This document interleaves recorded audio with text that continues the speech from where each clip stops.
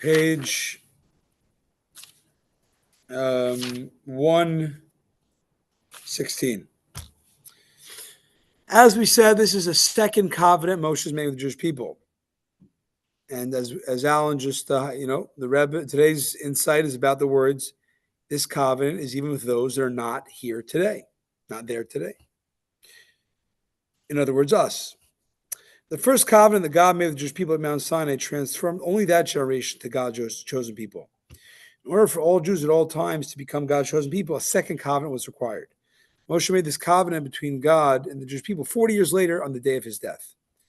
The first covenant by Sinai was contingent upon the people's loyalty to God, as is clear from the fact that it had to be renewed after the incident of the golden calf. The second covenant, however, is absolute. It cannot be nullified or canceled by any inconsistencies in our behavior. Wow.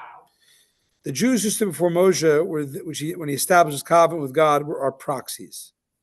Thus, each of us, rather than being obligated to observe the commandments and being privileged to enjoy the accompanying and unique relationship with God, only indirectly by being a descendant of the past parties of the covenant, we are a direct party to God's covenant, as is very clearly because God's saying those who were there were the proxies for us who are not there. Lawyer term. Proxy. Representative.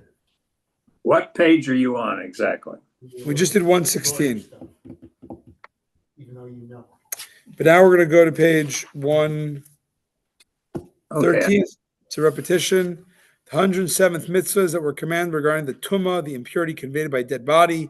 This mitzvah includes all the laws relating to tumas meis.